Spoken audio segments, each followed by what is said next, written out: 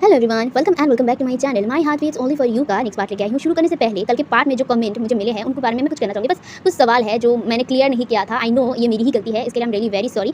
मैं उसे अभी इस पार्ट में क्लियर करना चाहती हूँ। ये स्टोरी के बारे में ही है, तो प्लीज़ स्किप मत करना, ठीक है। तो मैं फर्स्ट क्वेश्चन का मैं जवाब देता हूँ। ओके, यहाँ पे लिखा है विंग की माँ और अंकल फंगमियान तो मैडम यू के आने से पहले ही मिले थे, ठीक है। हाँ, ज़रूर मिले थे। मैडम यू माँ पहले कैसे बनी? विंग की माँ पहले माँ बनना चाहिए ना। तो बेसिकली मैंने ये चीज़ बताया ही नहीं क्लियरली कि मैडम यू की जो प्रेगनेंसी थी वो एक कॉम्प्लिकेटेड थी, ठीक है। प्रेगनेंसी उनकी कॉम्प्लिकेटेड थी। उनकी जो डिलीवरी थी वो लाइक 8 मंथ में हुआ था, ठीक है। और जो कांगसा सेंडन था, कांगसा सेंडन की डिलीवरी 9 मंथ बाद हुआ था, ठीक है। तो बेसिकली कह सकते हो कि यान ली विंग से 1 मंथ बड़ी है। और मैंने विंग को यंगर नहीं दिखाया है, मैंने विंग को वीक दिखाया है, वीक। क्योंकि मैडम यू विंग को लगातार टॉर्चर करती थी, जिस वजह से विंग डरा रहता था, सहमा रहता था। वो एक ओमेगा है और वो कुछ कह भी नहीं पाती थी, पाता था। वो लाइक बहुत ज़्यादा डरा रहता था। लेकिन विंग यंगर नहीं है, यंगर मैंने उसे यंगर नहीं दिखाया, बस मैंने वीक दिखाया है। और सेकंड कमेंट में मुझे मिला था कि don't you think here Fangmian and Kang से meet before marriage and of mister Jung before the child of them have to be a bigger than Yanli but you should wing is younger. मैंने पहले ही बताया है कि ऐसा नहीं है, मैंने विंग को यंगर नहीं दिखाया है, मैंने विंग को सिर्फ वीक दिखाया है। मैडम यू बचपन से लेकर विंग को डरा के रखती थी, जिस वजह से वो एक वीक ओमेगा बन चुका था। मैंने ये भी क्लियर किया था कि विंग को कोई भी कल्टीवेशन मैडम यू ने सिखाया ही नहीं है, जिस वजह से विंग खुद का डिफेंस भी नहीं कर पाता था। और मैंने ये दिखाया है। और मुझे तो नहीं लगता कि मैंने स्टोरी में ये बताया है कि जंग चैंग से भी विंग छोटा है। जंग चैंग से वो बड़ा है, वो भी 2 साल का बड़ा है, लेकिन वो एक ओमेगा था और वीक था, जिस वजह से जंग चैंग से भी वो छोटा ही लगता था। बस मैंने ये गलती कर दी कि मैंने ये नहीं क्लियर किया था कि विंग चेंग से बड़ा था। और दूसरा बात मैंने क्लियर नहीं किया था कि यहाँ पे मैडम यू का जो प्रेगनेंसी था वो कॉम्प्लिकेटेड था, जिस वजह से मैडम यू ने पहले बर्थ दिया था और उसके बाद जाके 9th मंथ बाद कांगसा सेंड्रन ने बर्थ दिया था विंग को। इसीलिए 1 मंथ का डिस्टेंस था और इस वजह से विंग यानली को शीजे कह के बुलाती थी, क्योंकि यानली समझदार थी। विंग समझदार था लेकिन उतना नहीं था, वो वीक था, डरा रहता था, सहमा रहता था। इस वजह से उस टाइम को यानली ही विंग को सपोर्ट किया करती थी और यानली को विंग शीजे कह के बुलाती थी, जैसे जंग चेंग यानली को शीजे कह के बुलाती थी। आई होप मैंने आपको समझा पाई हूँ एंड आई एम सॉरी कि कल का पार्ट इतना लॉन्ग था कि मैं इसे क्लियर ही नहीं कर पाई। ये चीज़ मेरे छूट गया था कहीं से। और एक चीज़ मैं बताती हूँ, यहाँ पे मैडम यू ने सिर्फ जेलसी के चलते ये सब कुछ किया था, सिर्फ जेलसी ना एक ऐसी चीज़ होती है जहाँ पे जेलसी नफरत पैदा करता है। और जब एक इंसान के अंदर नफरत पैदा होता है तब उनकी आंखों में एक पट्टी जैसा बंध जाता है। वो नहीं देखता जो असल में है, वो देखने लगता है जो असल में नहीं है। अपने दिमाग में इमेजिनेशन, अपने दिमाग में हर ख्याल, हर बुरी ख्याल, हर नेगेटिव चीज़ें सोचने लगता है। और मैडम यू ठीक वैसी ही थी। मैडम यू के दिमाग में सिर्फ ये चल रहा था कि विंग फंगमियान का बेटा है और फंगमियान कांगसे को पसंद करती है, कांगसे को प्यार करती है। लेकिन वो ये नहीं देख रही थी कि फंगमियान यू के लिए क्या करती थी, यू को खुश रखने के लिए क्या करती थी। वो ये चीज़ नहीं देखती थी। असल में नफरत इंसान को अंधा बना देता है और ठीक वैसा ही मैडम यू के साथ हुआ था। अंधे इंसान जैसे देख नहीं पाता है सच्चाई, सच, ठीक वैसे ही मैडम यू भी सच नहीं दिख रही थी। वो अपने मन में ख्याल ही बना के रखा था कि जो कांगसे फंगमियान के मैडम यू के हस्बैंड को छीनना चाहती है। लेकिन ऐसा नहीं था। कांगसे सेंड्रन अपने हस्बैंड वे चांगसे को ही प्यार करती थी। हाँ, भले उनका पास्ट फंगमियान थे, लेकिन अब फ्यूचर उनके वे चांगसे थे। वो खुश रहना चाहती थी वे चांगसे के साथ और फंगमियान यू के साथ खुश रहना चाहती थी। भले जो कांगसे सेंड्रन और फंगमियान की किस्मत एक नहीं थी, लेकिन अब वो दोनों ही अपने लाइफ में खुश रहना चाहती थी। लेकिन मैडम यू को बस यही दिख रहा था कि फंगमियान कांगसे को प्यार करती थी। नहीं, वो कांगसे से प्यार एक टाइम को करते थे, लेकिन अभी वो पूरी एफर्ट लगाकर सिर्फ मैडम यू को प्यार करते थे। मैडम यू ये चीज़ नहीं देखी थी। वो अपने जेलिसी, अपने नफरत के चलते इतना अंधा हो चुका था कि वो सच्चाई को देख ही नहीं पाए और उन्होंने इतनी बड़ी गलत कदम उठा लिया था। और उसके बाद भी उन्हें रिग्रेट नहीं था, उन्हें रिग्रेट 1 इंच तक नहीं था। असल में रिश्ते में अगर आगे बढ़ना हो तो भरोसा सबसे बड़ी चीज़ होती है।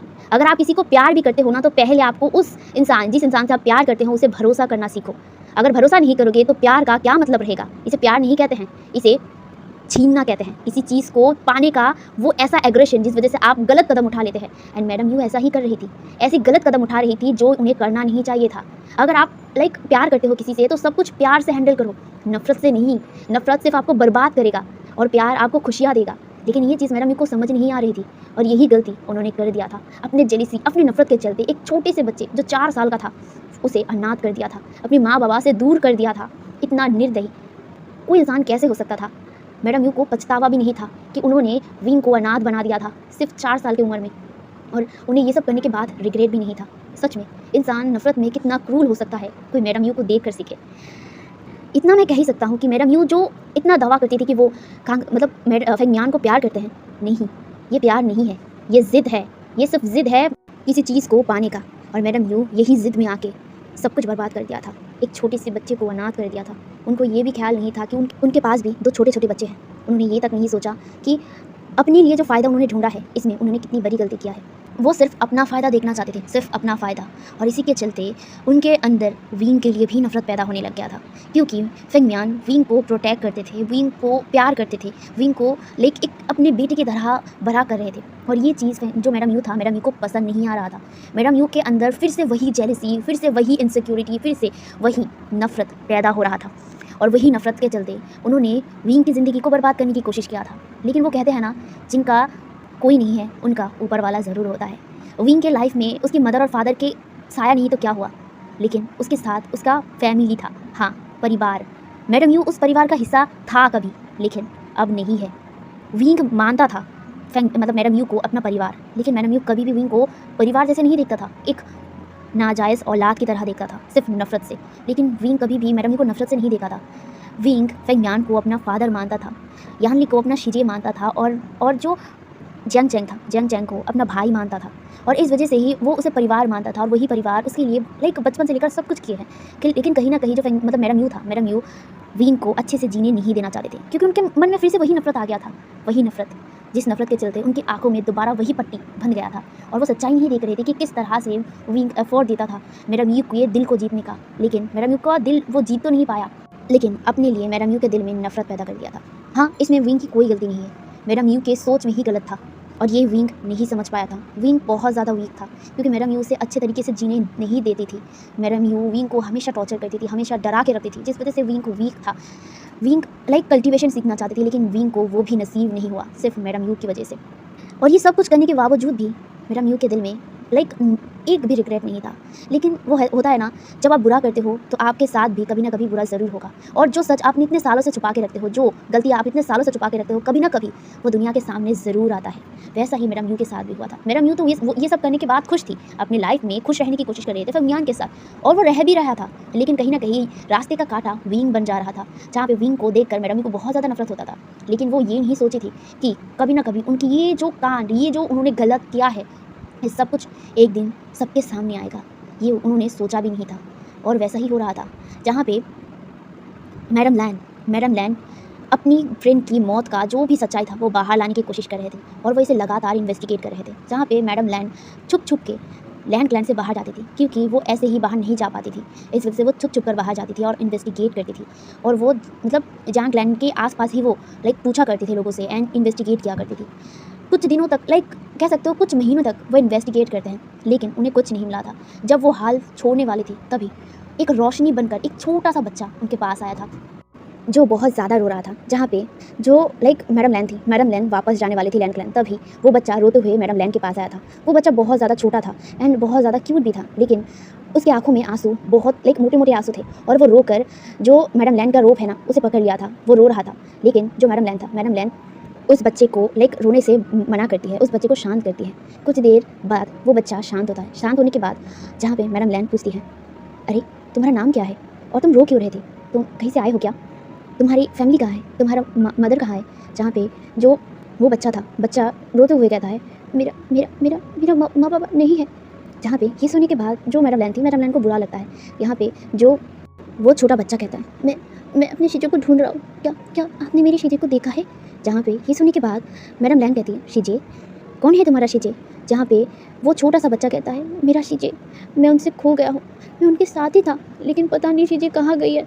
ये सुनकर मैडम लैन कहते हैं, तुम्हारे शिजे का नाम क्या है और वो दिखता कैसा है। जहाँ पे ये सुनने के बाद वो जो छोटा सा बच्चा था, वो कुछ देर सोचता है, उसके बाद वो कुछ कहने ही वाला था, तभी वो चुप हो गया था, और वो मैडम लैन के पीछे देख रहा था, और वो मैडम लैन के पीछे देख कर ना डर गया था, और वो मैडम लैन का रोप और भी ज़्यादा टाइटली पकड़ लिया था। जहाँ पे मैडम लैन उस बच्चे को देख रही थी, वो बच्चा बहुत ज़्यादा डरा हुआ था। जहाँ पे मैडम लैन धीरे से पीछे देखते हैं, वहाँ पे कुछ सैनिक थे, और वो सैनिक तकरीबन 3 सैनिक थे, एंड वो किसी को जैसे ढूंढ रहे थे। जहाँ पे मैडम लैन को पता नहीं क्या लगता है, वो उस बच्चे को छुपा लेते हैं और अपने साथ कहीं पे लेके जाते हैं।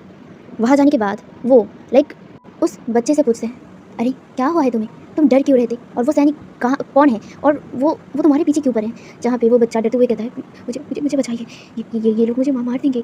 ये लोग ये बहुत बहुत बुरे हैं, बहुत बहुत ज़्यादा बुरे हैं। ये लोग ना वैसे ही मारेंगे जैसे जैसे उन दोनों को मार दिया था। उन दोनों को मार दिया था। मुझे भी वैसे मार देंगे, मुझे बचाइए, प्लीज़ मुझे बचाइए। जहाँ पे ये सुनने के बाद मैडम लैन लाइक उस बच्चे की तरफ देखते हैं जहाँ पे वो बच्चा डरा हुआ था। मैडम लैन उसे लाइक शांत करते हैं और उसके बाद वो कहते हैं, इसे मार दिया था, किन दोनों को? जहाँ पे वो बच्चा डरते हुए कहता है, वो दोनों थे, वो दोनों जंगल में उनको मार दिया था। जहाँ पे मैडम लैन को कुछ समझ नहीं आया। जहाँ पे जो वो बच्चा बहुत ज़्यादा डर रहा था। जहाँ पे लाइक मैडम लैन उस बच्चे को हक कर लिया था उसे शांत करने के लिए, और वो अपना जो ओमेगा सेंट था, ठीक है, उसे स्प्रेड कर रहे थे, जिस वजह से वो बच्चा थोड़ा सा काम फील करे। एंड जो मैडम लैन की कामिंग सेंट था ना, उसे इनहेल करके ही ना वो बच्चा शांत हो गया था। वो बच्चा एक ओमेगा था, ये मैडम लैन को समझ आ गया था। जहाँ पे वो बच्चा लाइक शांत होने के बाद वो लाइक मैडम लैन की तरफ देखता है, जहाँ पे मैडम लैन उस बच्चे का फेस पकड़ता है और वो कहता है, पहले ये बताओ तुम्हारा नाम क्या है? ये सुनकर वो बच्चा कहता है, मेरा नाम निंग है, मुझे मेरी चीज़ें निंग कह के बुलाते हैं। जहाँ पे ये सुनने के बाद लाइक मैडम लैन निंग की तरफ देखता है और वो कहता है, अच्छा निंग, अब तुम बताओ किन दोनों की बात तुम कर रहे हो? जंगल में किसे देखा था तुमने? असल में निंग और उसका जो शीजे था, वो लोग मतलब भाग रहे थे जंगल में। वो लोग भाग रहे थे जहाँ पे निंग बहुत ज़्यादा थक गया था, और वो अपने शीजे से कहता है, शीजे मैं थक गया हूँ। जहाँ पे ये सुनकर वो शीजे कहता है, निंग अभी हमें भागना होगा वरना वो लोग हमें पकड़ लेंगे। जहाँ पे निंग ये सुनकर कहता है, पर मैं और नहीं चल सकता शीजे, मैं और नहीं चल सकता, मैं थक गया हूँ। जहाँ पे जो वो लाइक शीजे था, यानी कि निंग का जो शीजे था, वो कहता है, निंग बस थोड़ी देर और हम लोग भाग जाएंगे, हम लोग यहाँ से दूर चले जाएंगे। जहाँ पे निंग मतलब अब हाफ तो है लाइक अपने पैर को छोड़ दिया था और वहीं पे ज़मीन पर बैठ गया था। जहाँ पे उसका जो शीजे था, शीजे भी निंग के साथ लाइक निंग को पकड़ता है, वो कहता है, निंग चलो उठो। जहाँ पे निंग रोते हुए कहता है, मैं और नहीं चल सकता, मैं थक गया हूँ। जहाँ पे शीजे निंग का हालत देखते हैं, ये देखने के बाद वो लाइक एक गहरी से ब्रेथ लेते हैं। उसके बाद कहता है, ठीक है हम लोग उस पेड़ के सामने थोड़ा सा रेस्ट करेंगे, उसके बाद हम लोग दोबारा जाएंगे। जहाँ पे निंग नोट करता है, जहाँ पे निंग और जो उस निंग का जो शीजे था, वो दोनों ही उस पेड़ के सामने बैठ गए थे। जहाँ पे निंग थोड़ा सा आराम कर रहा था, सच में वो बहुत ज़्यादा थक गया था, और कहीं ना कहीं जो निंग का शीजे था वो भी थक गया था। जहाँ पे जो निंग था, निंग कुछ देर तक लाइक ऐसे रेस्ट कर रहा था ना, तभी ना उसे आवाज़ आता है, और ये आवाज़ सुनकर ही निंग और वो शीजे था, वो दोनों अलर्ट हो गए थे। शीजे उठकर, यानी कि निंग का शीजे उठकर लाइक चारों तरफ देखने लगा है। जहाँ पे निंग भी लाइक खड़ा हो गया था, और वो अपने शीजे का जो रोप है उसे टाइटली पकड़ के रखा था, क्योंकि उसे डर लग रहा था। ऑलरेडी ये जंगल खतरनाक था जहाँ पे वो लोग ट्रैवल कर रहे थे। यहाँ पे निंग का जो शीजे था वो एक अल्फा था और निंग एक ओमेगा था। जहाँ पे निंग डरा हुआ था, जहाँ पे निंग डरते हुए कहता है, शीजे ये आवाज़। जहाँ पे जो निंग का शीजे निंग का हाथ टाइटली पकड़ लेता है और वो कहता है, चुप रहो, ये आवाज़ कहाँ से आ रहा है, हमें देखना होगा। जब पे निंग डरते हुए कहता है, नहीं अगर वो लोग हुए।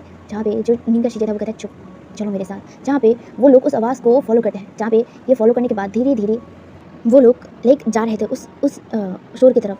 जहाँ पे कुछ देर जाने के बाद वो लोग वहीं पे रुक गए थे, और वो लोग झाड़ियों में छुप गए थे कुछ लोगों को देखकर। जहाँ पे लाइक एक पालकी टाइप जा रहा था, एंड उस पालकी से एक अल्फा लाइक एक सैनिक एक इंसान को बाहर निकालता है, और उसे बाहर निकालने के बाद ही तुरंत ही अपनी तलवार से उस इंसान के गले को काट दिया था। एंड ये देखने के बाद निंग जब अपने मुंह से आवाज़ निकलने ही वाला था, लेकिन तभी निंग का शीजे उसके मुंह को टाइटली पकड़ लेता है। जहाँ पे वो लोग देखने लगता है, जहाँ पे जो लाइक उस इंसान को मारने के बाद वो लोग दोबारा उस पालकी से एक औरत को निकालती है। वो औरत वीक दिख रही थी, वो औरत लाइक प्रोटेस्ट करने की कोशिश कर रहे थे, लेकिन वो औरत को भी उन लोगों ने लाइक तलवार से मार दिया था। जहाँ पे निंग और निंग का शीजे ये सब कुछ देख रहे थे। जहाँ पे निंग बहुत ज़्यादा ही हैरान और डर गया था। जहाँ पे उस पालकी से एक और इंसान निकालता है, लेकिन वो बहुत ज़्यादा छोटा था। जहाँ पे वो रो रहा था, वो बहुत ज़्यादा ही रो रहा था, और वो रो कर अपने मदर और फादर को उठाने की कोशिश कर रहा था, लेकिन उसके मदर फादर उठ नहीं रहे थे। जहाँ पे निंग, जिसकी आंखों में आंसू थे, और वो बहुत ज़्यादा डर गया था, और कहीं ना कहीं निंग का जो शीजे था वो भी डर गया था। एंड जहाँ पे जो निंग था, निंग एक छोटा सा आवाज़ कर लेता है। ये सुनने के बाद वो जो सैनिक थे, वो सैनिक तुरंत ही उस झाड़ियों के जगह पे देखते हैं जहाँ पे जो शीजे था, शीजे का चेहरा दिख रहा था। एंड ये देखने के बाद वो लोग चिल्ला कर कहते हैं, हे कौन हो तुम लोग, रुको। जहाँ पे ये सुनने के बाद जो निंग का शीजे था, निंग को उठाकर लिटरली वहाँ से भागने लगता है। जहाँ पे एक अल्फा उसके पीछे जाने ही वाला था, लेकिन तभी वो अल्फा एक दूसरा अल्फा कहता है, रुको पहले इस बच्चे का बंदोबस्त करते हैं, उसके बाद हम लोग इसे ढूंढेंगे। जहाँ पे ये सुनने के बाद वो लोग लाइक नोट करते हैं, और वो उस बच्चे को, यानी कि विंग को लाइक जो जंगल का सड़क था वहाँ पे छोड़ दिया था, और वो उस बच्चे को पकड़ने के लिए चले गए थे। जहाँ पे वो लोग भाग रहे थे बहुत ज़्यादा ही तेज़। यहाँ पे लाइक विंग को 2 सैनिक छोड़ने गए थे, लाइक कहीं पे छोड़ने के लिए गए थे, और दूसरी तरफ 3 अल्फाज निंग और उसके शीजे की तरफ दौड़ रहे थे। जहाँ पे निंग और शीजे बहुत ज़्यादा लाइक भागे थे, एंड वो लोग छुप रहे थे। एंड ऐसे ही ना वो लोग छुपते छुपाते मतलब चल रहे थे, लेकिन वो जो सैनिक थे वो अभी भी उनके पीछे थे और साथ ही साथ उनके पीछे और भी बहुत से सैनिक पड़े हुए थे, क्योंकि वो लोग कहीं से भाग कर आए थे। वो लोग कहीं से भाग कर आए थे, इसलिए यहाँ पे 2 जगह से ही उनको मुसीबत मिल गई थी। एंड ऐसे ही कुछ समय बीत रहा था जहाँ पे वो लोग भागते फिरते रह रहे थे। उसके शीजे यानी कि निंग का जो शीजे था, निंग के शीजे निंग को छुपा के रखती थी। वो खाना ढूँढने जाती थी जब वो लोग उस जगह पे भागा करते थे, क्योंकि उन लोगों के पास कोई और जगह नहीं था और वो लोग यही रास्ते पर भटक रहे थे और वो लोग सिर्फ सैनिकों से बच रहे थे। कुछ अलग सैनिक भी थे जो उनके पीछे पड़े हुए थे और साथ ही साथ उन लोगों ने जहाँ पे वो सब कुछ देखा था वहीं पे वो सैनिक भी थे जो उन्हें ढूंढ रहा था। एंड इसलिए वो लोग यहीं पे भटक रहे थे। एंड ऐसे ही कुछ महीने निकल गए थे और वो लोग अभी भी इधर उधर भाग रहे थे। एंड तभी एक दिन कुछ सैनिक उन दोनों को देख लिया था। वो सैनिक रेड रोब पहने हुए थे, रेड के साथ ब्लैक रोब भी पहना हुआ था। एंड वो लोग उन दोनों को देखकर दोबारा उनके पीछे दौड़ने लगते हैं। एंड ऐसे ही भीड़ में वो लोग भागते हुए निंग और उसका शीजे अलग हो गया था। निंग अलग तरफ चला गया था और जो शीजे था उसका जो शीजे था वो भी अलग तरफ चल गया था और उसके बाद से निंग अपने शीजे को ढूंढ नहीं पा रहा था। और ये सब कुछ वो बहुत रोकर मैडम लैन को बोल रहा था, जहाँ पे मैडम लैन ये सुनने के बाद हैरान हो गई थी और वो सहम गई थी। उन्हें लग ही रहा था वो वो पक्का श्योर है निंग जिसकी बात कर रहा था वो और कोई नहीं कांगसे सेंडेन एंड वे चांग से था। और वो छोटा सा बच्चा वो वीन था। हाँ हाँ, ये वो वीन था। और ये सब कुछ सोच कर ही उसे लिटरली उसकी आंखों में आंसू आ गए थे। वो भड़क गई थी और उन्हें लगा ही था कि ये एक्सीडेंट हो ही नहीं सकता है, किसी ने कांगसे सेंडेन एंड वे चांग से को खून किया था। निंग ये सब कहने के बाद वो रो रही थी, जहाँ पे जो मैडम लैन था। मैडम लैन निंग को संभालते हुए कहते हैं, चिंता मत करो, हम लोग तुम्हारी शीजे को ढूंढ लेंगे।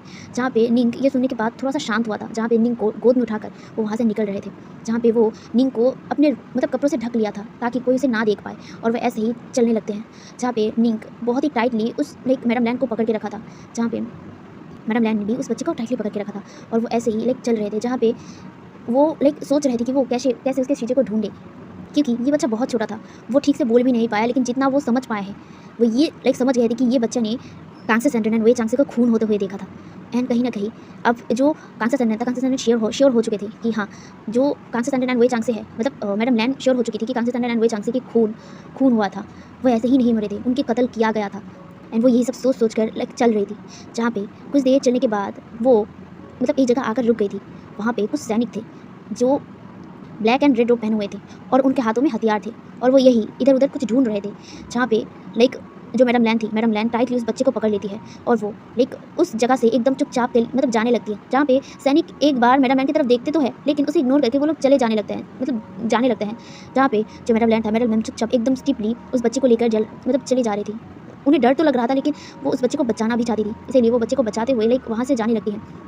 एंड जहाँ पे वो बच्चा डर रहा था, उसका बॉडी जो कप रहा था ना, ये कहीं ना कहीं जो मैडम लैन था वो समझ पा रही थी। और ऐसे ही वो लोग वहाँ से उस सैनिक से थोड़ा दूर ही गए थे, तभी एक फीमेल अल्फा दौड़ कर छोटा ही है वो, फीमेल अल्फा छोटा था, ठीक है, एक और बच्ची कह सकते हो, एक और बच्ची दौड़ कर मैडम लैन की तरफ आती है, जहाँ पे मैडम लैन थोड़ा सा डर गई थी क्योंकि अचानक वो बच्ची सामने आ गई थी। जहाँ पे वो यहाँ पे आने के बाद एकदम आहिस्ते वॉइस में कहते हैं, निंग। जहाँ पे निंग ये सुनने के बाद वो तुरंत ही जो मैडम लैन के जो रूप थे ना उससे अपना सिर बाहर निकालती है और वो कहती है, शीजे। जहाँ पे जो शीजे था, जी हाँ शीजे, वो निंग को देखकर कहते हैं, निंग तुम ठीक हो। जहाँ पे अपनी शीजे को सामने देखने के बाद वो तुरंत ही मैडम लैन को निंग को नीचे उतारने के लिए कहते हैं। निंग को वो तुरंत ही नीचे उतार दिया था, जहाँ पे निंग दौड़ कर अपने बहन के पास जाती है और उसे हक कर लेती है और वो रोने लगते हैं। जहाँ पे जो निंग का शीजे था, निंग का शीजे अपने भाई को दोबारा पाकर बहुत ज़्यादा खुश थी और वो रो भी रही थी क्योंकि वो डरा भी हुआ था, ये साफ मैडम लैन देख सकती थी। जहाँ पे मैडम लैन उस बच्ची की तरफ देखते हैं, जहाँ पे वो बच्ची बड़ी तो है लेकिन वो भी अभी बहुत छोटी है अकेले ट्रैवल करने के लिए। जहाँ पे जो मैडम लैन थी, मैडम लैन कहती है, तुम कौन हो।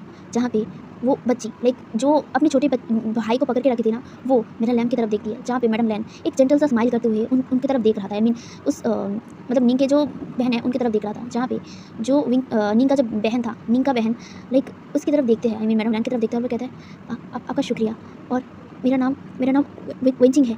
जहाँ पे ये सुनने के बाद वो कहते हैं, वेंचिंग। जहाँ पे जो वेंचिंग था, जी हाँ वो वेंचिंग था। वेंचिंग कहता है, हाँ और ये मेरा भाई वेंडिंग, ये मुझसे अलग हो गया था एंड मैं उसे बहुत लगातार ढूंढ रहा था। आपका बहुत बहुत शुक्रिया, आपने मेरे भाई को बचाया। जहाँ पे ये सुनने के बाद मैडम लैन कहते हैं, ठीक है पर तुम लोग भाग क्यों रहे हो, आखिर ये कौन है। जहाँ पे जो वेंचिंग था, वेंचिंग कुछ नहीं कहता क्योंकि वो हेजिटेट फील कर रही थी और कहीं ना कहीं ये मैडम लैन समझ रही थी। जहाँ पे मैडम लैन स्माइल करती है, एक छोटा सा स्माइल करती है और वो कहते हैं, चिंता मत करो, अगर तुम यही कहना चाहते हो तो ठीक है, लेकिन यहाँ पे तुम लोगों का रहना सही नहीं होगा। जहाँ पे ये सुनने के बाद जो वेंचिंग था, वेंचिंग कहता है, पर हम लोग जाए कहाँ, हमारा जाने का कोई जगह नहीं है। जहाँ पे जो मैडम लैन थी वो कहते तुम लोगों का सरनेम वेन है, यानी कि तुम लोग वेंस हो। जहाँ पे ये सुनने के बाद जो वेंचिंग था, वेंचिंग कहता है हम लोग थे, हम लोग अभी नहीं है। जहाँ पे ये सुनने के बाद मैडम लैन को थोड़ा अजीब लगता है। जहाँ पे मैडम लैन कहते हैं ऐसा क्यों? जहाँ पे जो वो बच्ची थी वो कहती है हम लोग वेन क्लैन नहीं जाना चाहते हैं, हम लोग वेन क्लैन नहीं जाना चाहते हैं, हम कहीं और जाना है, हम लोग वहाँ पे नहीं जाएंगे। जहाँ पे ये सुनने के बाद मैडम लैन ने नोट कर दिया था, जहाँ पे वो पूछना चाहते थे कि वो अल्फाज यानी कि वो सैनिक उनके पीछे क्यों पड़े हैं, लेकिन वो ऐसा कुछ पूछती, लेकिन तभी पीछे से एक आवाज़ आया जहाँ पे कुछ अल्फाज कह रहे थे, वो देखो वो मिल गए हैं, पकड़ो उसे। जहाँ पे ये सुनने के बाद निंग और जो विंचिंग था वो दोनों डर गए थे और वो पीछे देख रहे थे, जहाँ पे वो सैनिक दोबारा उनके पीछे दौड़ रहे थे। जहाँ पे ये देखने के बाद जो निंग और विंचिंग भागते हुए कहते हैं भागो, और वो मैडम लैन की तरफ देखते हैं, जहाँ पे मैडम लैन भी उनके साथ दौड़ रही थी। जहाँ पे वहाँ पे एक दो नहीं बहुत से अल्फाज थे, तकरीबन 4-5 सैनिक थे, ठीक है। वो लोग पीछे भाग रहे थे उनके, ऐसे ही वो लोग भागते भागते अलग हो गए थे। जहाँ पे विनिंग को लेकर कहीं और चला गया था, और जो मैडम लैन उनके साथ ही चलना चाहती थी, लेकिन वो उनसे अलग होकर कहीं और चला गया था। जहाँ पे वो जो अल्फाज थे ना, वो दोनों तरफ ही गए थे, क्योंकि वो लोग बहुत सारे थे, इसीलिए विनिंग और वेंचिंग की तरफ कुछ लोग दौड़ कर चले गए थे, और मैडम लैन की तरफ कुछ लोग दौड़ के चले गए थे। एंड मैडम लैन उनसे बच रही थी। वो हाँ फाइटिंग जानती है, लेकिन यहाँ पे अल्फाज बहुत सारे थे एंड वो फाइट शायद कर भी ना पाए, लेकिन वो अपने आप को बचा तो सकती है ना, वो इसलिए खुद को बचाने के लिए दौड़ रही थी। जहाँ पे वो अल्फाज उनके पीछे दौड़ रहे थे एंड ऐसे ही भागते दौड़ते बहुत देर हो गया था। एंड फाइनली जाके वो अल्फाज से उन्होंने अपना पीछा छुड़ाया था। एंड उसे छुड़ाने के बाद वो अपने सामने देखती है, जहाँ पे जो वेंचिंग थी और विनिंग वो दोनों ही नहीं थे। जहाँ पे वो घबरा गए थे, वो उनको ढूंढने की कोशिश किया था, लेकिन उन्हें नहीं मिला था। एंड वो ज़्यादा देर तक बाहर नहीं रह सकते हैं। उन्हें पता है अगर उनके हस्बैंड को पता चलेगा तो वो बहुत ज़्यादा गुस्सा करेंगे एंड वो सवाल करेंगे हज़ारों, जिनका जवाब उनके पास है ही नहीं। वो क्या जवाब देता? एंड इसलिए बहुत ढूंढने के बाद अगर जब उन्हें मिला ही नहीं तो वो डायरेक्ट लैंड क्लैन वापस चले गए थे। लैंड क्लैन वापस जाने के बाद जो लैंड क्लैन के जो सैनिक थे, लैंड क्लैन के सैनिक थे, मैडम लैन को पकड़ लिया था। मैडम लैन शॉक हो गई थी, जहाँ पे उनका जो हस्बैंड था, उनका हस्बैंड उनके सामने खड़ी थी एंड साथ ही साथ लैंड क्लैन के एल्डर्स भी खड़े थे। लैंड क्लैन के एल्डर्स बहुत ही बहुत ही गुस्से में मैडम लैन को देख रही थी, जहाँ पे मैडम लैन अपने हस्बैंड की तरफ देख रहे थे, जहाँ पे उनका हस्बैंड एकदम शांत था एंड उनके फेस से ही चल रहा था कि वो अनकंफर्टेबल भी है और वो अपने वाइफ को बचाने की कोशिश कर रहे थे। जहाँ पे मैडम लैन के हस्बैंड यानी कि चिंगेंजुन एल्डर्स से बोल रहे थे कि उनके वाइफ को वो छोड़ दे, लेकिन एल्डर्स ये माने नहीं थे। एल्डर्स लगातार देख रहे थे कि कुछ दिनों से मैडम लैन बाहर जा रही थी, बार बाहर जा रही थी, और जिस वजह से जो एल्डर्स जवाब चाह रहे थे मैडम लैन से कि आखिर क्यों वो बाहर जा रहे हैं, वो भी बिना बताए किसी को, लेकिन मैडम लैन ने कोई भी सवाल का जवाब नहीं दिया था, वो चुप थे। एंड इस वजह से कहीं ना कहीं जो एल्डर्स थे, लैंड क्लैन के एल्डर्स बहुत ज़्यादा गुस्से हो गए थे, बहुत ज़्यादा। यहाँ पे वो लोग सज़ा देना चाहते थे मैडम लैन को, लेकिन जो चिंगेंजुन अपने वाइफ को कैसे सज़ा पाने दी, वो बहुत ज़्यादा एल्डर के साथ लड़ाई करने लग गया था। लिटरली वो बार बार बोल रहा था कि नहीं, वो उसके वाइफ ने कुछ नहीं किया है, उसके वाइफ को छोड़ दिया जाए, लेकिन जो एल्डर्स नहीं मान रहे थे। जहाँ पे जो चिंगेंजुन अपनी जगह पे वो स्ट्रिक्ट थे और दूसरी तरफ जो एल्डर्स थे वो भी स्ट्रिक्ट थे। एंड ऐसे आर्ग्यूमेंट होते होते फाइनली जाके तय किया गया कि मैडम लैन को सज़ा यही है कि वो अपने क्वार्टर से बाहर नहीं निकलेंगे, एंड ये सज़ा उनको मिल गया था। मैडम लैन कुछ भी नहीं बोले थे इनमें, और वो ये भी सोच रहे थे कि अगर वो बाहर नहीं जाएगा तो वो कैसे बाकी सब कुछ सच पता करेगा, कैसे अपनी दोस्त का जो भी मौत का रीज़न है वो बाहर निकालेगा। एंड वो अल्फाज और वो बच्चे, एंड कहीं ना कहीं उसे लग रहा था कि ये बच्चे ही उसे उस जगह पे लेके जा सकते हैं, एंड यही सब कुछ वो सोच रहा था। एंड ऐसे ही लैंड क्लैन में उन्हें बंदी किया गया था।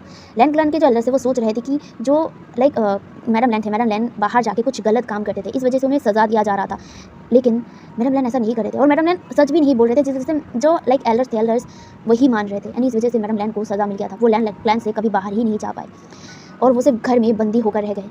वो हर दिन यही सोचते थे कि वो कैसे अपने दोस्त के असली खूनी को बाहर निकाले, और यही सोचकर अपना समय बिता रहे थे। जहाँ पे उनका छोटा बेटा जो लंजा को वो पाल रहे थे। हाँ, लंजा को अलग नहीं किया गया था उनसे, लेकिन ज़ेबुज़ुन को अलग कर दिया गया था। ज़ेबुज़ुन तब बड़े हो चुके थे, लेकिन जो वांगजी तब छोटा था, इसीलिए वांगजी को अलाउ किया गया था अपनी माँ के पास आने का।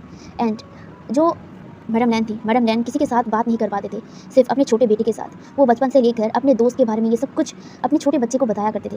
एंड ऐसे ही लंजा अपने माँ की बातों को सुनकर बड़ा हो रहा था। ऐसे ही जब वांगजी 10 साल का हुआ, तब वांगजी के मदर का डेथ हो गया था। वांगजी की मदर जाने के पहले ही वो अपनी आखिरी ख्वाहिश तक सिर्फ यही सोच रहे थे कि काश वो अपने दोस्त की खूनी तक पहुँच पाते, और यही सब कुछ वो सोचकर इस दुनिया से चले गए थे। वांगजी तब बहुत ज़्यादा रोया था, क्योंकि सबसे ज़्यादा क्लोज़ वो अपनी माँ के साथ ही था। लेकिन वो माँ चले जाने के बाद वांग जी बहुत ज़्यादा टूट गया था। वांग जी बहुत ज़्यादा इंट्रोवर्ट पर्सन था, बहुत ज़्यादा, इसीलिए वो लोगों के साथ बातों में अच्छा नहीं था। वो अपने भाई के साथ बात कर पाता था, अपने भाई के साथ अपने दिल की बात शेयर कर पाता था, लेकिन उसकी माँ के चले जाने के बाद वो जैसे खामोश हो गया था और वो खामोशली साइलेंट होकर अपनी ज़िंदगी बिता रहा था। एंड ऐसे ही बहुत दिन, बहुत साल बीत गए अपने मदर की डेथ का। उसकी मदर की डेथ के बाद तकरीबन 1 साल तक ही उसके फ़ादर जिए थे। उसके बाद उसके फ़ादर की भी मौत हो गई थी। उसके बाद जो मतलब लैन चिरेन ने ही अपने दोनों नेफ्यू को बड़ा किया था। और जो लैन शिचैन अपने भाई को सँभाल रहे थे, क्योंकि उसके जो भाई है वो बहुत ज़्यादा छोटा था तब, 10 साल का था, लेकिन उसका जो भाई था वो बहुत ज़्यादा कोल्ड हो चुका था अपनी माँ के जाने के बाद। डैड के जाने के बाद भी, यानी कि उसका जो फ़ादर जाने के बाद भी जो लैन शिचैन रोए थे, लेकिन कहीं न कहीं जो वांग जी नहीं रोया था। क्योंकि कहीं न कहीं वांग जी गुस्सा था अपने फ़ादर से। वो क्यों अब मैडम लैन को कमरे में बंद करके रखे थे, लेकिन वांग जी को क्या पता था कि ये चिंग हिन जुन का मजबूरी था मैडम लैन को बचाने का, वरना एल्डर्स मैडम लैन को और भी कठोर पनिशमेंट देते। एंड इसलिए उन्होंने मान लिया था अपने वाइफ को कमरे में बंद करने के लिए। एंड ये वांग जी नहीं समझ पाया था तब, लेकिन धीरे धीरे वो बड़ा होता गया, अपने चारों तरफ एक कोल सा शील्ड तैयार कर दिया था ताकि कोई भी इंसान उसे हर्ट ना कर पाए। धीरे धीरे जब वो समझदार होने लगा, समझने लगा, वो अपनी माँ के बारे में याद करने लगा, अपनी माँ की कही हुई हर चीज़ को याद करने लगा, तब उसकी माँ की आखिरी ख्वाहिश के बारे में उसे पता चला था। धीरे धीरे जब वो बड़ा हुआ, सालों बीत गए, लेकिन फिर भी वांग जी अपनी मदर को भूल नहीं पाया था, अपनी मदर की आखिरी विश को नहीं भूल पाया था। और ऐसे ही जब वो एकदम 23 साल का हो गया, तब उसने फैसला किया कि वो अपनी माँ की आखिरी जो ख्वाहिश था उसे पूरा करेगा। वो खुद इन्वेस्टिगेट करेगा, उसके मदर के दोस्त के खूनी को पकड़ेगा। और वो लगातार अब इन्वेस्टिगेट कर रहा था। वो उस लड़के को ढूंढ रहा था। उसे लग रहा था कि अगर वो लड़का उसे मिल जाए, यानी कि विनिंग उसे मिल जाए, तो सब कुछ क्लियर हो जाएगा, वो ढूंढ पाएगा। और ऐसे ही वो बार बार लैंड क्लैन से छुपते छुपाते बाहर जाता था। ऐसे ही साल बीत रहे थे। वांग जी जो बाहर जाता था, ये पहले लैंड शिचैन को पता नहीं था, लेकिन एक दिन उसके भाई को पता चल गया था कि वांग जी छुप कर बाहर जाता था। वांग जी के जो भाई था, वांग जी के भाई वांग जी को पूछा था कि आखिर वो क्यों छुप कर बाहर जाता था, लेकिन वांग जी ने कुछ नहीं कहा था। उसने अपनी माँ को प्रॉमिस किया था कि इन सब के बारे में वो किसी से नहीं कहेगा, इसीलिए वो चुप था। और जो उसके भाई था, यानी कि लैंड शिचैन भी उसे ज़बरदस्ती नहीं किया था। और ऐसे ही 2 साल बीत गया था। वो 2 साल में विनिंग और विंचिंग को ढूंढ रहे थे, लेकिन विनिंग और विंचिंग जैसे कि गायब ही हो चुके था। इन 2 साल में वो जब बाहर जाता था, वो सिर्फ यही प्रे करता था कि काश वो उस बच्चे को ढूंढ पाए। हाँ, तब वो बड़ा हो चुका था, उसे पता था, इसीलिए उसे ढूंढने में थोड़ा टाइम लग रहा था। वो वेन क्लैन भी गया था उन लोगों को ढूंढने के लिए, लेकिन उसे वेन क्लैन में भी कहीं पर भी नहीं मिला था। और वो जब जिन क्लैन ढूंढ रहा था उनको, पता नहीं क्यों उसे लगा कि जिन क्लैन उसे ढूंढना चाहिए, लेकिन जिन क्लैन में तो वो बचा, यानी कि वो लड़का उसे तो नहीं मिला, लेकिन उसके साथ दोस्ती म्यान से हो गया था। वांग जी कभी भी किसी से बात नहीं करता था, अपने चारों तरफ एक कोल सा शील्ड बना के रखता था, लेकिन म्यान उसका दोस्त बन गया था, क्योंकि वांग जी ने म्यान को हेल्प किया था कुछ अल्फाज के साथ लड़ने में। हाँ, म्यान भी एक अल्फा था, लेकिन म्यान के सामने बहुत सारे अल्फाज थे जो उसके साथ लड़ रहे थे। एंड म्यान भी गुस्से में उनके साथ लड़ रहा था, जहाँ पे म्यान अकेला था। उस टाइम पता नहीं क्यों वांग जी को लगा कि हाँ, उसे हेल्प करना चाहिए इसे, एंड वो म्यान को हेल्प किया था उन अल्फाज को भगाने में। वो अल्फाज म्यान से कुछ चीज़ें चाह रहे थे, मांग रहे थे, लेकिन म्यान उसे देने के लिए मना कर दिया था, जिस वजह से वो अल्फाज गुस्सा हो गए थे म्यान के ऊपर।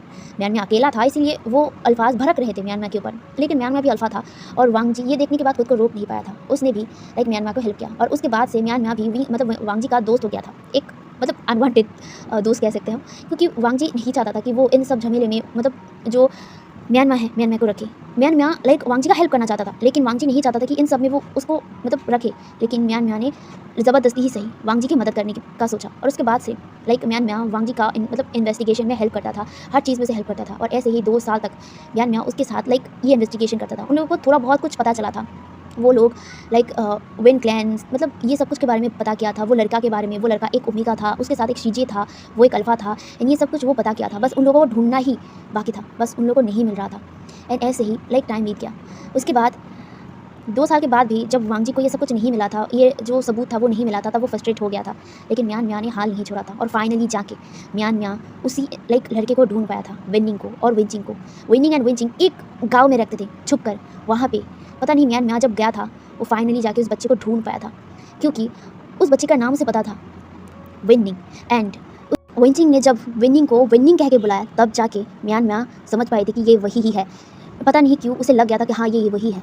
उसके बाद उसने ये सब कुछ के बारे में वांग जी को बताया और वांग जी विनिंग और विंचिंग को ढूंढने से पहले ही म्यान म्या और वांग जी ने मिलकर 3 अल्फाज को पकड़े थे। वही 3 अल्फाज जो पहले सैनिक हुआ करते थे।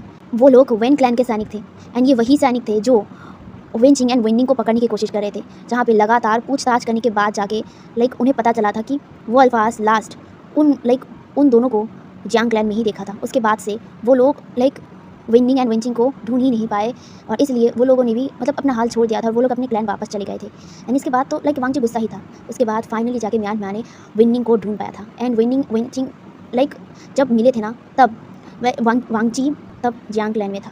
अब यहाँ से फ्लैशबैक खत्म होता है और हमें वही सभा दिखाया जाता है। सब लोग एकदम साइलेंट थे, सब लोग साइलेंट थे एंड जो फेंग म्यान जो अपने जो थ्रोन था वहाँ पे बैठ गए थे और वो ये सब कुछ सुन रहे थे, जहाँ पे वांग जी कहता है मैंने इतने सालों तक इसे इन्वेस्टिगेट किया और फाइनली जाके जब मुझे सच का पता चला मैं और खुद को नहीं रोक पाया। मैंने विंचिंग एंड विनिंग से सच पता किया। उसके बाद मैं वही अल्फाज के पास चला गया था जो अल्फाज को वो सैनिक बनाकर कांगसे सेंटन एंड वे चांगसे के साथ भेजा गया था एंड मैंने उनको पकड़ लिया था और उन्हें एक कॉटेज में अटक के रखा था एंड मैं उनसे लगातार सच पूछा जा रहा था लेकिन वो लोग सच नहीं बोल रहे थे। गाइस ये वही बात है जहाँ पे वांग जी एक बार म्यान म्या के साथ एक क्वार्टर के सामने गया था एंड वहीं पे 3 अल्फाज थे, ये वही 3 अल्फाज थे एंड वो लोग सब कुछ जानते थे लेकिन वो वांग जी को कुछ भी नहीं बता रहे थे। एंड फाइनली जाके म्यान म्या ने इन लोगों से सच बाहर निकाला था और सच जब उनको पता चला था जो म्यान म्या था वो हैरान हो गई थी। म्यान म्या तब उसी क्वार्टर के सामने ही थी और वो अल्फाज से बातें निकालने के बाद वो तुरंत ही वांग जी के पास एक लेटर भेजा था। वांग जी तब जियांग क्लैन में था और जब वांग जी के पास ये मिला था लेटर तब वो तुरंत ही म्यान म्या के पास चला गया था और म्यान म्या ने सब कुछ वांग जी को बताया। वांग जी ये सुन के बाद बहुत ज़्यादा गुस्सा हो गया था और तभी उसके दिमाग में आया विंग जियांग क्लैन में है और जियांग क्लैन में मैडम यू भी है और अगर मैडम यू विंग के साथ कुछ करे इस वजह से वो दौड़ कर वहाँ पे गया था लेकिन वहाँ पे विंग नहीं था। यहाँ पे अब फ्लैशबैक यहीं पे ख़त्म होता है। ऑलरेडी फ्लैशबैक तो ख़त्म ही है लेकिन अब यहाँ पे सभा में दिखाया जाता है जहाँ पे ये सब कुछ सुनने के बाद सब लोग एकदम खामोश थे।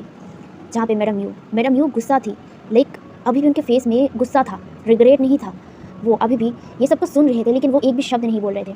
जहाँ पे ये सब कुछ सुनने के बाद जो फेंग म्यान इतना ज़्यादा टूट गए थे लिटरली। वो अपने थ्रोन पर बैठे हुए थे, वो अपने थ्रोन से उठ गए थे और वो धीरे धीरे अपने थ्रोन से नीचे उतरे थे। उतरने के बाद वो मैडम यू के पास गए। मैडम यू जो अपने हस्बैंड की तरफ देख रहा था, जहाँ पे वो कहता है फेंग म्यान ये सब कुछ सच नहीं है, ये सब कुछ सच नहीं है, मैंने कुछ नहीं किया है, मैंने कुछ नहीं किया है, ये सब कुछ वांग जी झूठ बोल रहा है, ये झूठ बोल रहा है, मैंने कुछ नहीं किया है। जहाँ पे जो फेंग म्यान अपने वाइफ की तरफ देखता है, उनकी आंखों में गुस्सा था, रिग्रेट था मैडम यू से प्यार करने के लिए और सबसे ज़्यादा नफरत था। मैडम यू अपने हस्बैंड की आंखों में नफरत देख सकते थे और ये देखने के बाद वो पागलों की तरह कहता है फेंग म्यान तुम ऐसा नहीं कर सकते हो, तुम मुझसे नफरत नहीं कर सकते, तुम मुझसे प्यार करते हो, तुम मुझसे प्यार करते हो है ना। मैं भी तुम्हें बहुत ज़्यादा प्यार करता हूँ और हाँ मैंने उसे मार दिया। मैं क्या करता हाँ वो तुम्हें मुझसे छीन रही थी। मैं कैसे अपने हस्बैंड को किसी और को शेयर कर सकता हूँ। बिल्कुल नहीं, इसीलिए मैंने उसे मार दिया, अपनी लाइफ से मैंने उसे मिटा दिया। मैं खुश हूँ इसे मारकर और अब हम लोग खुश रहेंगे फेंग म्यान। अब हम लोग हमारे बेटे के साथ खुश रहेंगे, हमारे बच्चों के साथ खुश रहेंगे। अब हमारे रास्ते में कोई नहीं आएगा। और वो विंग भी। और ये कहकर वो चुप गए थे क्योंकि उनके चेहरे पर एक कसकर थप्पड़ फेंग म्यान ने मारा था एंड इसी थप्पड़ के चलते ना जो मैडम यू था नीचे फ्लोर पर गिर गई थी। उनके मुंह से खून निकल गया था क्योंकि इतना तेज़ ये थप्पड़ था ना, पूरा सभा में ये थप्पड़ गूंज गया था। जहाँ पे मैडम यू अपने फेस को टाइटली पकड़ लिया था और लिटरली उन्हें ये थप्पड़ इतनी ज़ोर से लगा था कि उनका जो सिर है वो चकरा रहा था। जहाँ पे जो फेंग म्यान चिल्ला कर कहता है बस बहुत हुआ यू, बहुत हुआ। तुम इस तरह की खिलौनी उमेगा हो मैंने कभी नहीं सोचा था। तुमने सिर्फ अपने जेलसी, अपनी नफरत के चलते तुमने कांगसे को मार दिया, सिर्फ इस वजह से कि सिर्फ मैं कांगसे से प्यार करता था। अरे मैं तुमसे प्यार करता था, मैंने तुम्हें सालों पहले ही बताया था और सालों से मैं यही समझा आ रहा था कि मैं तुमसे प्यार करता हूँ, लेकिन तुमने अपनी नफरत के चलते एक 4 साल के बच्चे को अनाथ कर दिया सिर्फ अपनी नफरत के चलते। और एक बार आके मुझसे पूछ लेते, एक बार आके सिर्फ मुझसे बताते कि तुम्हें पसंद नहीं आ रहा है तो मैं सच में कांगसे से दूर हो जाता। मैं कांगसे को अपना दोस्त मानता हूँ, हाँ मैं मानता हूँ कि मैं उसे प्यार करता था, लेकिन वो पास था। लेकिन प्रेजेंट पर मैं तुम्हें लेकर खुश रहना चाहता था। तुमने अपनी नफरत के चलते सब कुछ बर्बाद कर दिया, सब कुछ बर्बाद कर दिया। कैसे इतना निर्दय हो सकते हो तुम? कैसे? तुमने अपने बच्चों के बारे में सोचा एक बार, सिर्फ एक बार विंग के बारे में नहीं सोचा था? जहाँ पे ये सब कुछ मेरा म्यू सुन रही थी, मेरा म्यू गुस्से में कहता, कैसे कैसे सोचता मैं? हाँ, मैं कैसे सोचता? ये तुम्हारा नाजायज़ बेटा था, मैं कैसे इसके बारे में सोच सकता था? हाँ, वो मेरे रास्ते का कांटा बन रहा था। जिस वजह से मैंने खांसे को मार दिया, ठीक वैसे ही उस वजह से ही मैं विंग को मारना चाहता था। विंग भी मेरा रास्ते का कांटा ही बन रहा था, मैं उसे कैसे रखता? हाँ, जहाँ पे फेंगमियान गुस्से में कहता है, बस बस बहुत हुआ, क्यों बहुत हुआ, बहुत गलत कर लिया है तुमने, अब और नहीं, अब और नहीं। जहाँ पे मेरा म्यू चिल्ला कर कहती है, क्यों क्यों ऐसा क्या है इस कांसे पर जो मेरे पास नहीं है? क्या है उसके पास जो मेरे साथ नहीं था? क्यों तुम कांसे से प्यार करते थे, क्यों मुझसे नहीं करते थे? जहाँ पे फेंगमियान चिल्ला कर कहता है, बस यू, मैंने तुम्हें पहले ही बताया था। मैंने जब कांसे को वे चांसी के साथ खुश देखा तभी मैंने अपने दिल से उसे निकाल दिया था और मैंने तुम्हें अपने दिल में जगा दिया था। लेकिन तुमने ये सब कुछ नहीं सोचा, तुमने सिर्फ अपने फ़ायदे के बारे में सोचा। तुम सिर्फ अपने फ़ायदे को सोचते हो। एक खुदगर्ज़ ओमेगा हो तुम, एक खुदगर्ज़ ओमेगा। तुम्हें ज़िंदा रहने का कोई हक नहीं है, कोई हक नहीं। जहाँ पे मेरा म्यू अपने हस्बैंड की तरफ देख रहे थे, जहाँ पे फेंगमियान बहुत ज़्यादा गुस्सा हो गए थे। उनका जो फेरोमोन्स था वो बहुत ज़्यादा एग्रेसिव हो रहा था और वो बहुत ही गुस्से में अपने ओमेगा को देख रहे थे। जहाँ पे मतलब जो मेरा म्यू था, मेरा म्यू को डर लगने लग गया था। मेरा म्यू धीरे धीरे पीछे जा रही थी, जहाँ पे फेंगमियान चिल्ला कर कहता है, तुम कभी भी मुझसे प्यार ही नहीं किए हो। तुम बोलते हो ना कि तुम मुझसे प्यार करते हो, नहीं, मैं तुम्हारा प्यार नहीं, मैं तुम्हारा ज़िद था। तुम ज़िद के चलते, सिर्फ अपने फ़ायदे और अपने ज़िद के चलते ये सब कुछ किया है तुमने। तुम प्यार का मतलब तुम्हें पता है? प्यार करने के लिए दो दिलों का एक होना ज़रूरी होता है। लेकिन मैं तो तुमसे प्यार किया ही था दिल से, लेकिन तुमने शायद दिल से नहीं किया था। अगर दिल से करते तो ये कभी भी नहीं करते तुम, कभी भी नहीं। और एक रिश्ते में भरोसा सबसे बड़ी चीज़ होता है, क्यों? लेकिन तुम तो मुझसे भरोसा ही नहीं करते थे। इतना ही गंदी तुम्हारी सोच और इतना ही पत्थर दिल है तुम्हारा कि तुमने एक बार भी उस छोटे से बच्चे का नहीं सोचा, एक बार भी तुमने मेरा नहीं सोचा, एक बार भी तुमने तुम्हारे बच्चों का नहीं सोचा। और तुमने एक इनोसेंट इंसान को मार दिया, चांगसे को मार दिया, वे चांगसे को मार दिया। क्या तुम्हारा रूह तक नहीं कांपा था जब तुमने उनको मारा था? तुम्हें अभी भी रिग्रेट नहीं हो रहा है कि तुमने कितनी बड़ी गलती की है अपने लाइफ पर? जहाँ पे जो मेरा म्यू था, मेरा म्यू कहता है, नहीं रिग्रेट नहीं हुआ मुझे, मैंने जो किया सही किया है, मैंने जो किया सही किया है। वो डोरे डाल रहे थे आपके ऊपर, मैं ऐसा नहीं होने दे सकता। जहाँ पे फेंगमियान को बहुत ज़्यादा ही गुस्सा आ रहा था, बहुत ज़्यादा। और वो गुस्से में कहते हैं, सैनिक, इस ओमेगा को पकड़ो और अभी के अभी उसे जेल में बंद करो और उसे तब तक मारने के लिए बोलो जब तक ये बेहोश ना हो जाए। उसे एक भी मर्सी नहीं मिलना चाहिए। और ये कहने के बाद वो पीछे मुड़ गए थे, जहाँ पे मैडम यू ये सुनने के बाद एकदम चुप हो गई थी, एकदम चुप। वो शॉक भी हो गई थी। उसका हस्बैंड फेंगमियान उसे इतनी बड़ी सज़ा दे रहे हैं, ये नहीं हो सकता। ये क्यों? ये सब कुछ उस विंग की वजह से हुआ है। उनके मन में दोबारा यही चीज़ आ रहा था, ये सब कुछ विंग की वजह से हो रहा है। और उनके हाथ में जो लाइटिंग था, यानी कि ज़ीडियन, वो स्लैश हो रहा था। ज़ीडियन का जो रोशनी था, ये किसी ने नोटिस नहीं किया था। लेकिन जो मेरा म्यू गुस्से में उठती है। जो सैनिक उनकी तरफ बढ़ रहा था, लेकिन तभी वो ज़ीडियन को बाहर निकालते हैं और अपने ज़ीडियन से उन सैनिकों को धक्का दे देते हैं और वो तुरंत ही विंग की तरफ दौड़ते हैं। ये देखकर जो वांग जी शॉक हो गया था। वांग जी तुरंत ही मेरा म्यू की तरफ दौड़ रहा था, जहाँ पे मेरा म्यू अपने ज़ीडियन से विंग को पकड़ लिया था। विंग जो ये सब कुछ सुनने के बाद एकदम सुन पड़ा हुआ था, वो अपने में था ही नहीं। जहाँ पे ज़ीडियन ने विंग को पकड़ लिया था और मैडम यू उस ज़ीडियन से विंग को पकड़कर, विंग को जकड़ कर वो चिल्लाकर कहता है, ये सब कुछ तुम्हारी वजह से हुआ है, ये सब कुछ तुम्हारी वजह से हुआ है और मैं तुम्हें नहीं छोड़ूंगा। और ये कहकर वो ज़ीडियन से जो विंग को जकड़ के रखा था ना, विंग को ज़ीडियन से उठाकर ही दूर थ्रो कर दिया था। विंग जो इसके लिए तैयार नहीं था, विंग दूर जाके गिरने ही वाला था, तभी कोई दौड़ कर उसे पकड़ लिया था। वो वांग जी था। वांग जी विंग को दीवार से टकराने से रोक दिया था। और ये ना बहुत तेज़ था, क्योंकि ज़ीडियन मैडम यू का स्पिरिचुअल टूल था। इस वजह से जब विंग को ज़ीडियन से थ्रो किया गया ना, तो विंग बहुत तेज़ी से एक दीवार में लगने वाला था। और वांग जी ये देखने के बाद अपने स्पिरिचुअल पावर, जितने भी स्पिरिचुअल पावर थे, एक साथ लगाकर अपने चलने की जो स्पीड है उसे बढ़ा दिया था और वो विंग को पकड़ने के लिए चला गया था। और वो विंग को पकड़ तो लिया था, लेकिन वो खुद दीवार पर टकरा गया था। उसके सिर में चोट लगा था, साथ ही साथ उसके बैक में भी, लेकिन वो विंग को कुछ नहीं होने दिया था। विंग जो डर के मारे अपने आंखों को बंद कर लिया था और अपने हाथों से अपने स्टमक को पकड़ के रखा था।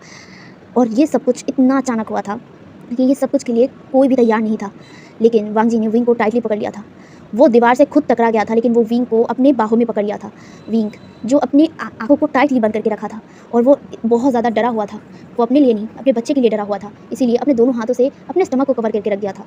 लेकिन वांग जी ने समय पर इन टाइम पर आकर वांग जी को विंग को बचा लिया था। विंग जब फील करता है कि वो दीवार से नहीं टकराया है, तब वो धीरे धीरे आँखें खुलता है। आँखें खुलने के बाद वो देखता है एक स्ट्रॉन्ग मजबूत बाह है उसे बहुत टाइटली पकड़ के रखा था, और वो वांग जी की तरफ देखता है जहाँ पे वांग जी ने उसे पकड़ के रखा था अभी भी टाइटली। विंग जो वांग जी को देखता है और वो वांग जी को टाइटली हक कर लेता है। वांग जी भी विंग को टाइटली हक करके ही रखा था, जहाँ पे विंग रो रहा था। विंग सच में बहुत ज़्यादा डर गया था, उसका पूरा बॉडी ना डर के मारे काँप रहा था। जहाँ पे वांग जी विंग को गोद में उठा लिया था। विंग को गोद में उठाने के बाद वो मतलब मेरा व्यू की तरफ बहुत ही गुस्से में दिख रहा था, और दूसरी तरफ फेंग म्यान ये देखने के बाद अपने गुस्से को और ज़्यादा कंट्रोल नहीं कर पाए थे, जहाँ पे वो अपना तलवार उठाते हैं और वो अपने तलवार से मैडम यू के स्टमक पर स्टैप कर दिया था। मैडम यू जो विंग की तरफ देख रहा था और वांग जी की तरफ देख रहा था, जहाँ पे मैडम यू का ध्यान नहीं था, तभी उन्हें इतना ज़्यादा पेन फील होता है अपने स्टमक पर, जहाँ पे जो फेंग म्यान ने अपना तलवार मैडम यू के स्टमक पर स्टैप कर दिया था। एंड ये देखने के बाद वांग जी शॉक हो गया था, और इनफैक्ट वहाँ पे जो यान ली और जियांग चैंग थे वो भी शॉक हो गए थे। यहाँ पे जो मैडम यू था, मैडम यू पीछे मुड़ती है, जहाँ पे फेंग म्यान की आंखों में गुस्सा था। फेंग म्यान बहुत ही गुस्सा नफरत से मैडम यू की तरफ देख रही थी। मैडम यू जो फेंग म्यान की तरफ देख रहा था, ये वही फेंग म्यान है, उसका हस्बैंड, जिसने उसे ही स्टैप कर दिया था। जहाँ पे फेंग म्यान ने तलवार को मैडम यू के स्टमक के आर पार नहीं किया था, वो सिर्फ अपने तलवार को मैडम यू के स्टमक पर स्टैप किया था, एकदम आर पार नहीं किया था। जहाँ पे जो मैडम यू था, मैडम यू अपने एक हाथ से अपने स्टमक को पकड़ती है, जहाँ पे फेंग म्यान ने तलवार को बाहर निकाल लिया था, और वो गुस्से में कहते हैं, यू तुम कभी नहीं बदलोगे, तुम्हारी नफरत ने तुम्हें इतना ज़्यादा अंधा बना दिया है कि तुम सही और गलत में फ़र्क करना भूल गए हो। और मैं तुमसे उम्मीद भी क्या करूँ, तुमने इतना सब कुछ किया, उसके बाद ये मैं तुमसे और क्या ही उम्मीद कर सकता हूँ। तुम्हें सुकून नहीं मिला एक छोटे से 4 साल के बच्चे को उसके माँ बाबा से हमेशा दूर करके उसे अनाथ बना के, कि तुम अब भी वही गलती कर रहे हो। नहीं, गलती नहीं, गुनाह किया है तुमने, एक छोटे से बच्चे को उसके माँ से अलग करने के लिए, उसके फादर से अलग करने के लिए, और उसके बाद अब फिर से वही गलती कर रहे हो। एक नन्ही सी जान को मारने की कोशिश कर रहे हो, विंग को मारना चाहते हो, और विंग के बच्चे को भी मारना चाहते हो, और कितना नीचे गिर सकती हो यू। ऑफ कोर्स मैं तुमसे क्या ही एक्सपेक्ट करूँ, क्या ही उम्मीद करूँ तुमसे। और वो ये सब कुछ बहुत ही हार्शली कह रहे थे, जहाँ पे सब लोग एकदम साइलेंट थे, जहाँ पे सैनिक मैडम यू को पकड़ लिया था। मैडम यू का जो ज़ीजियान था उसे छीन लिया गया था, जहाँ पे यू को जेल में बंद कर दिया गया था, और उसे अपना सज़ा भुगतना होगा। जो फेंग म्यान ने बोला था, उसे तब तक मारो जब तक वो बेहोश ना हो जाए। जहाँ पे जो फेंग म्यान अपने घुटनों पर आ गए थे, लिटरली वो ज़ोर से रो रहे थे। वो कभी भी इतना ज़्यादा नहीं टूटे थे। वो पछता रहे हैं मैडम यू से शादी करके, उस इंसान से प्यार करके जिन्होंने सब कुछ बर्बाद कर दिया, सब कुछ, विंग की लाइफ को, उनके लाइफ को, उनके बेटे और बेटी के लाइफ को, उनके बच्चों की लाइफ को, सब कुछ बर्बाद कर दिया, सब कुछ। जहाँ पे फेंग म्यान को रोते हुए देखकर विंग जो वांग जी ने विंग को खड़ा कर दिया था, विंग दौड़कर अपने फादर के पास जाता है, जहाँ पे जो यान ली और जियांग चैंग वो भी अपने फादर के पास आ गए थे, जहाँ पे उनके फादर फेंग म्यान इतना ज़्यादा टूट कर रो रहे थे ना, लिटरली उन्हें इतना ज़्यादा रोना आ रहा था। उन्हें सच में पछतावा हो रहा है कि उन्होंने क्यों मैडम यू से प्यार किया और क्यों मैडम यू से शादी किया।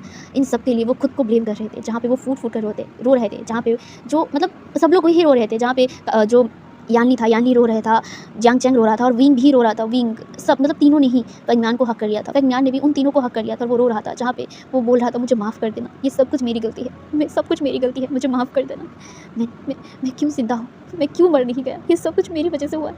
काश मैं यू को समझा पाता, काश ये सब कुछ नहीं होता, मुझे माफ़ कर दो। जहाँ पे वो विंग से भी माफ़ी मांग रहा था, विंग जो लगातार बोल रहा था, नहीं फादर आप मुझसे क्यों माफ़ी मांग रहे हैं, ये सब में आपकी कोई गलती नहीं है। जहाँ पे जो फेंग म्यान कहता है, मेरी ही गलती है, मुझे माफ़ कर दो, मैंने सब कुछ किया है, ये सब कुछ मेरी वजह से हुआ है।